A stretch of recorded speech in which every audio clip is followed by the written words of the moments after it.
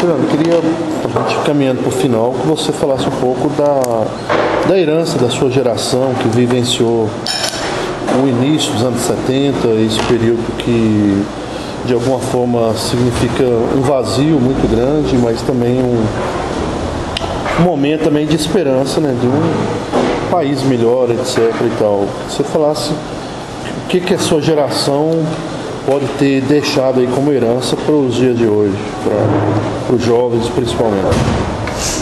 Bem, nós tivemos uma lacuna complicada, né, relacionada com o período 66, 67, vamos dizer assim, até chegar lá para, de fato, no papel, 79, 80.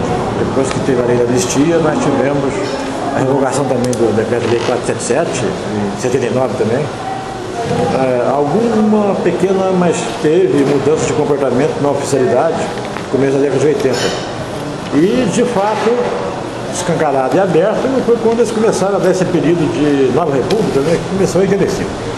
Depois que o Figueiredo saiu e que entrou, que seria Tancredo Neves, e entrou o Sarney. Esse é um intervalo complicado. E ficou vazio na opção de coisa, não ficou vazio só em quem tinha 25, 30, 35 anos nesse período, não. Ficou vazio na arte, ficou vazio na literatura, ficou vazio, eu acho que ficou vazio em diversos setores, diversos aspectos da tecnologia. Ficou vazio na opção de coisa. E nós tivemos, né, a demonstração depois de que ficou vazio também na economia. Porque nós tivemos um negócio que tinha um apelido de milagre econômico. Esse milagre econômico, pelo registro nosso, aconteceu na década de 70. E o resultado do milagre econômico a gente não viu na década de 80. Década perdida, né? Ou seja, o milagre econômico na década de 70 e cadê o resultado dele no reflexo da década de 80 que foi a década seguinte? Ninguém viu. Então, o milagre econômico da década de 70 eu acho que não existiu.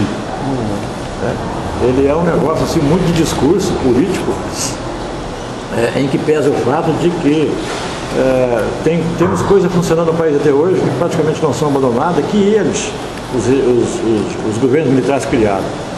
Uma delas é o processo relacionado com distribuição de combustível e que outras estruturas, inclusive, andaram copiando ele.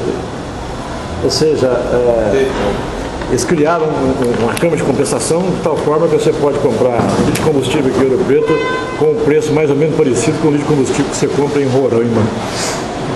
E a diferença de um para outro, para a refinaria mais próxima, é muito diferente. Eles criaram esse processo relacionado com algo que depois teve desdobramentos fabulosos.